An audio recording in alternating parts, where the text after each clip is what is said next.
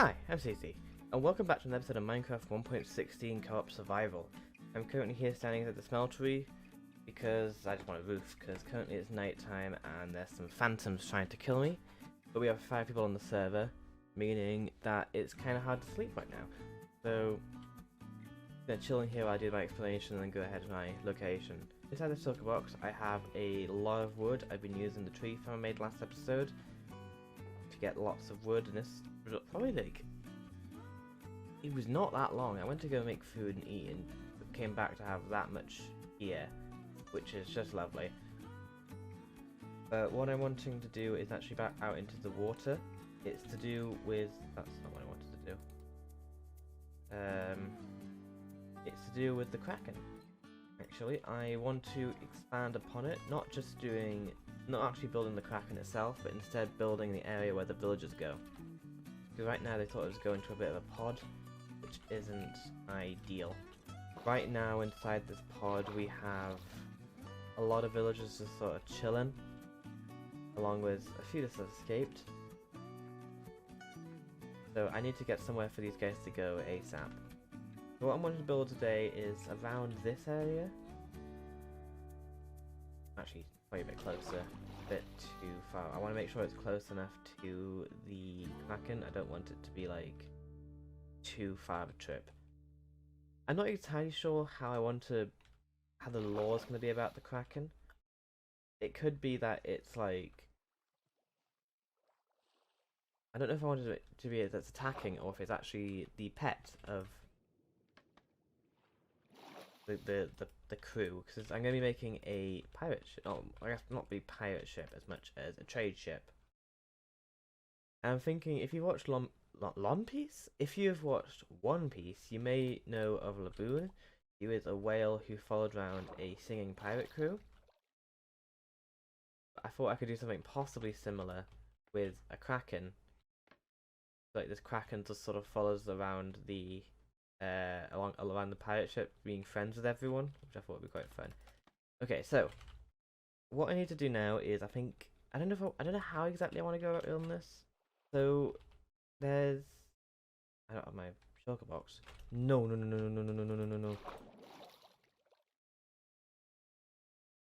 Oh, oh, that could have been bad. I almost let my shulker box despawn on the bloody island. Actually, while I'm over, I know. That could have been really bad. Okay, so I think maybe the best. I'm not gonna lay out the entire outline, at least not yet. I kind of just want to see. I want to at least like get a general idea for the scale. But I know I already have a design I want, or at least like a skeleton of that design I want. But I don't entirely know like I want to expand upon it. So I know the size, I just don't know the shape really. So I don't want it to be too close to the Kraken. I'm gonna say maybe here. Should have bought my elytra so I could fly around, have a look around. So yeah, first I'm gonna try and build the outline of the deck to sort of show the size of the ship, so then I can sort of get the keel installed. Which is, the keel is like a single main structural plank that goes from one end of the ship to the other. That sort of gives it that is the main bit of structural support, I believe. And if that gets damaged, the rest of the ship can't work anymore. So it's the most important part of a ship's core, I think. So it's important to get that down before I can start doing the shaping of the ship. Okay, so this is about the scale the ship is going to be. So this is one side of it. Then all you need to do now is flip it.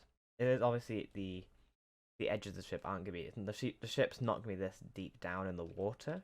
That'd be kind of silly. But this is just sort of imagine like this has been like a little bit of a ghost of the ship. This is the shadow of the ship, and then I'm going to build it sort of a little bit higher up. That should now be the keel done. So I think next step is to do the, I don't know what the outside of the ship's called, but the outline of the ship. So I can then it'll just be a matter of filling up the like the walls of the. I need to learn. I need to learn the terminology more. To be completely honest, the only terminology I know of the ship is actually from One Piece. So, yeah.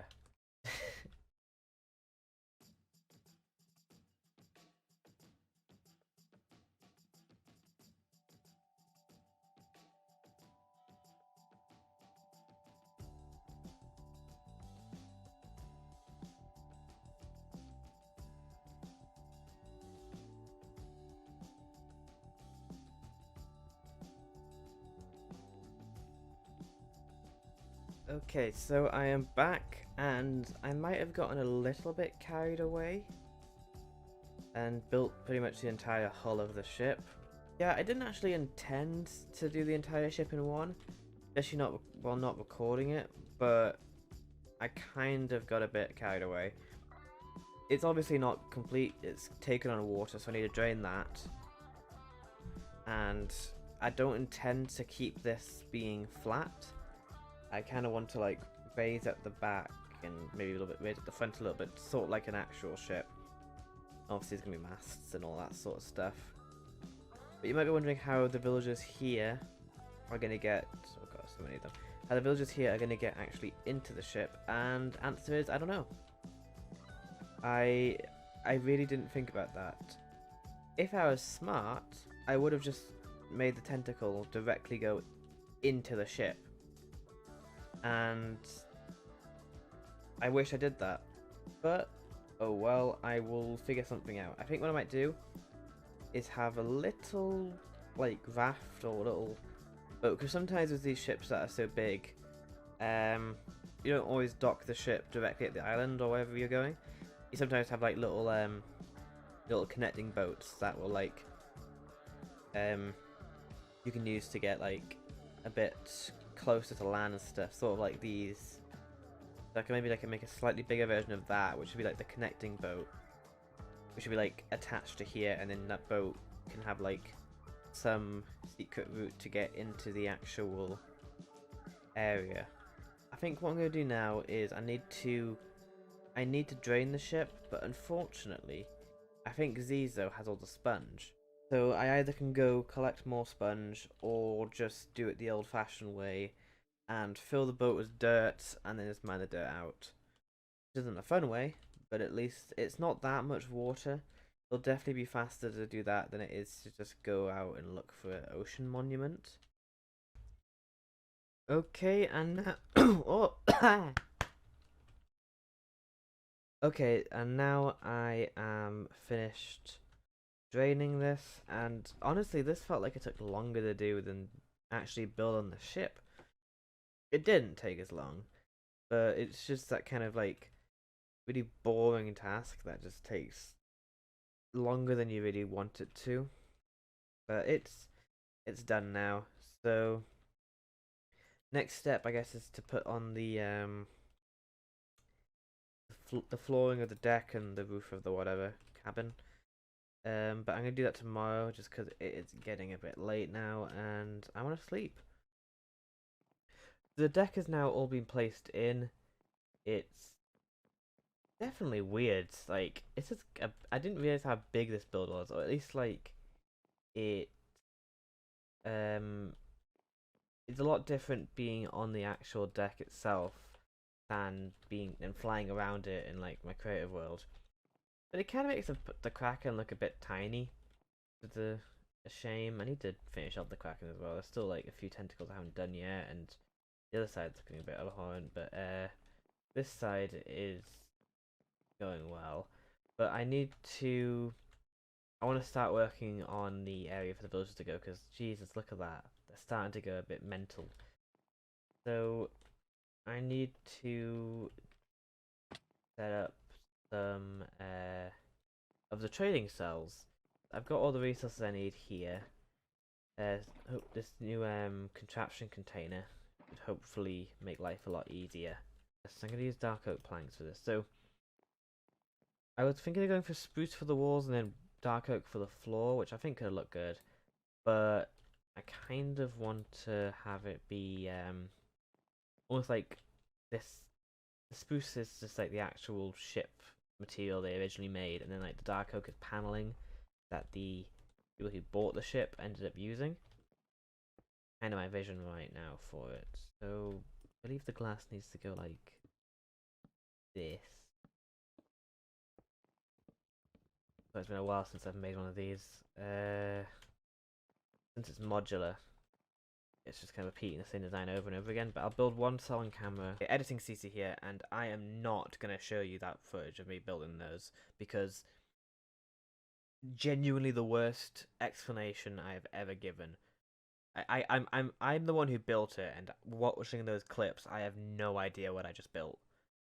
If you want to know more about how these works, look up Logical Geek Boy's trading halls. He's got some good videos. He's much better explaining, much better tutorialer. Tutorialer? Can't even explain the explanation. Just don't. I'm gonna skip over it. Go watch his video if you want to know how this works properly. It's so bad. Okay, so I am back. I have done a lot of work off screen again and got myself carried away. I kind of get carried away with some of this stuff. So I have two different designs here. There's the one on the right, which is a very direct version of Logical Geek Boy's one. I built this originally before realizing this looks awful, I think. So I need to tear this one down, or at least tear the front down, and replace it with this. Now this kind of breaks from the theme of the pirate ship. I think I might change it to be, instead of a pirate ship, it is instead a, I guess, trading, like a really high class trading ship. Or at least like it used to be like an older ship that kind of got renovated out. It's definitely as unassuming from the outside. Then you go inside and it looks like really nice modern sort of thing. I really like this. It's a bit dark. I might maybe mix in like some so I think I've started doing all this customization and stuff. Yeah, I don't even know if it actually works. So I think what I'm gonna do now is I'll stop with the detailing because I think I got myself a bit distracted with that, and I'm gonna start working on testing, or at least making the room for the villager splitting. So this is also a logical detail design, or at least a very heavily modified one. Just this is how I'm gonna. So I'll have like one button for calling the villagers, and one button for sending them away, like that. Actually, dead though. Then it would be like a rail back here, and I might set up some system to make it so they go like, I can choose which side they go to rather than just have it like a loop. It's about size constraints though.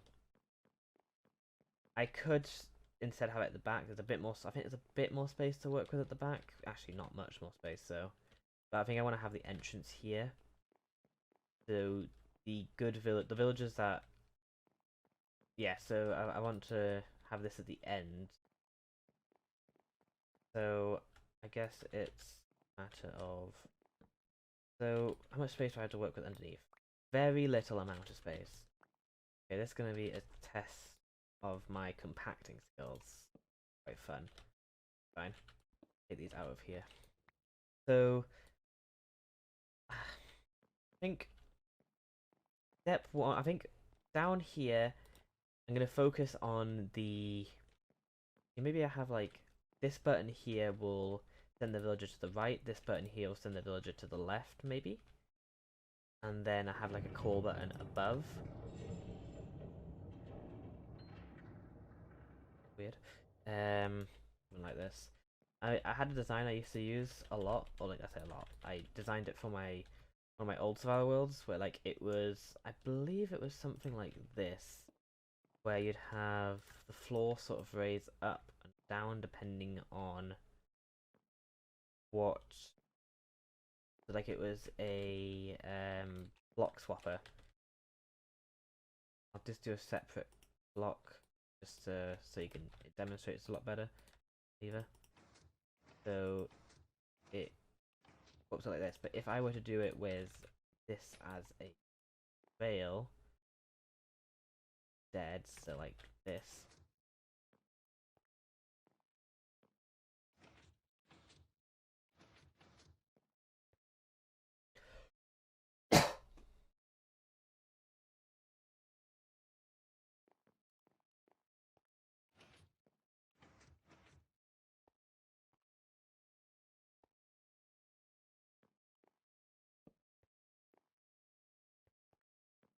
If I was to do something like this, where there's like a redstone torch or something powering that, so, and then on the other side I had like an inverted one, so it would be like, I guess like this.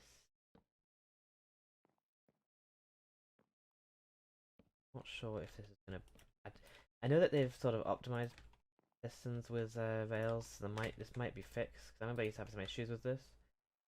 But, and if I just sort of break phantoms up,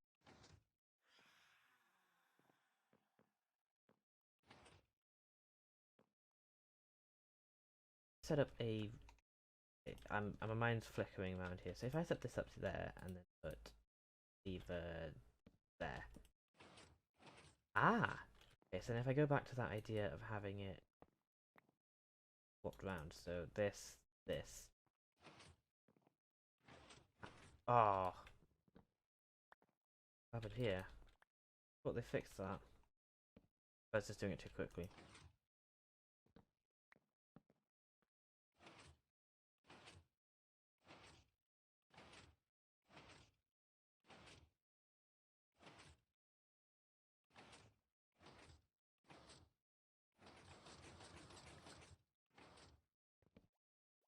Okay, and we are back. And I'm sorry, I wish I had more footage to show you, but it's just not that good of footage, and I think it'd just bore you all.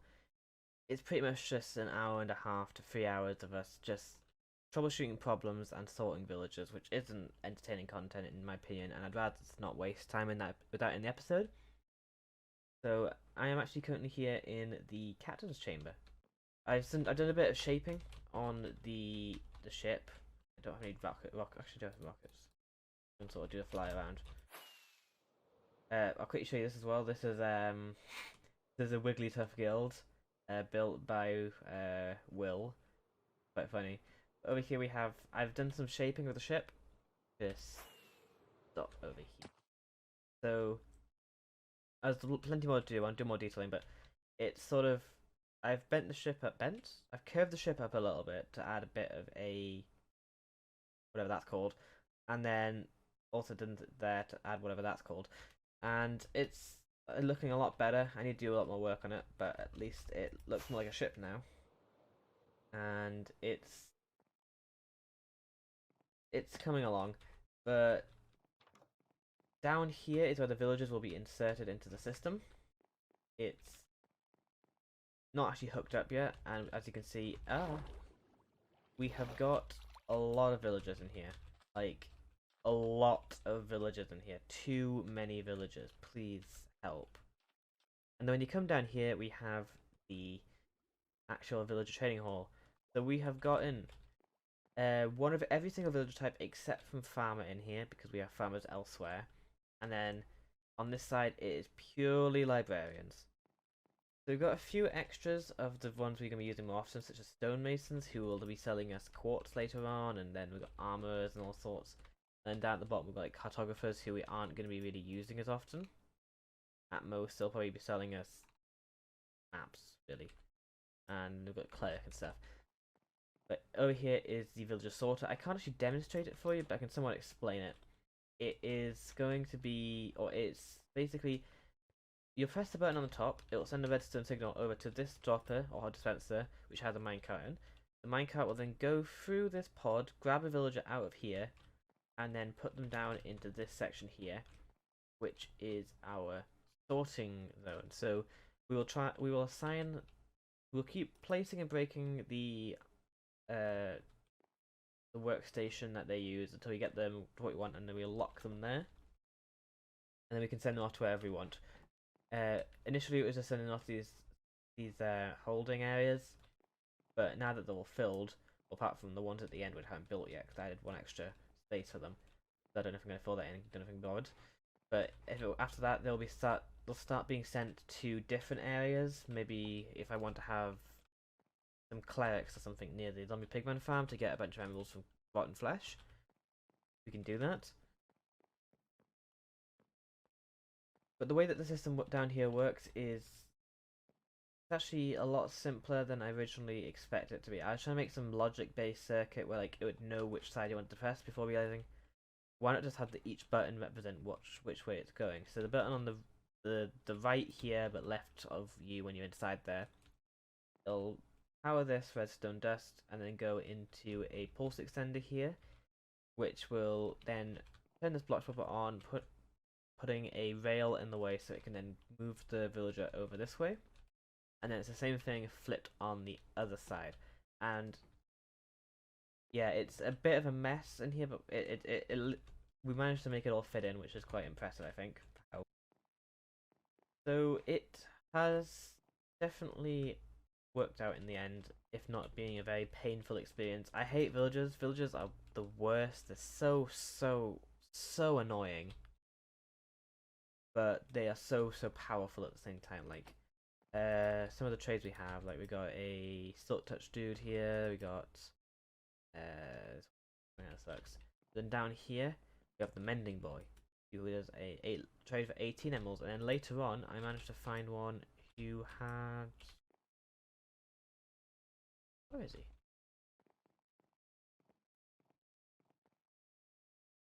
Here, oh, he's the one right at the end. So this guy is actually got a better mending trade at 14, which I found recently, which is quite cool. He's got both Falling 4 and also mending. It's quite funny actually because this guy is the first one we put into the system. We messed up the system and it went all the way to the end, which is not meant to do. It's meant to go to the start. And he's a sort of a tester. And it turns out he's also the mending guy, which is quite surprising. So we've got 2 mending guys, but we've got more mending than we ever need really now. The one guy I still really want is a protection trade, because we don't really have that. We got some blast protection and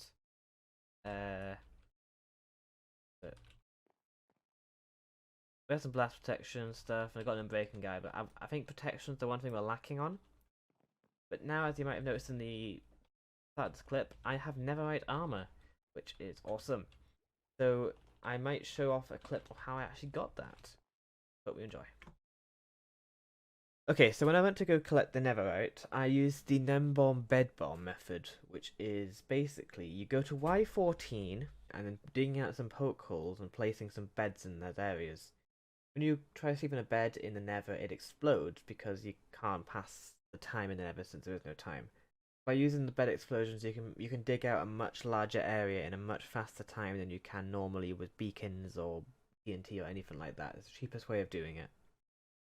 You then place a second bed in each of the holes you just made to clear out the walls just to make sure you don't miss any. Then I go around looking for Netherite just in case I miss any. Later on I actually get a texture pack which makes the Netherite go a bright green, so it's easier for me to see. And in the time it spent doing this, I got enough Netherite to make a full set of armor and also a full set of tools.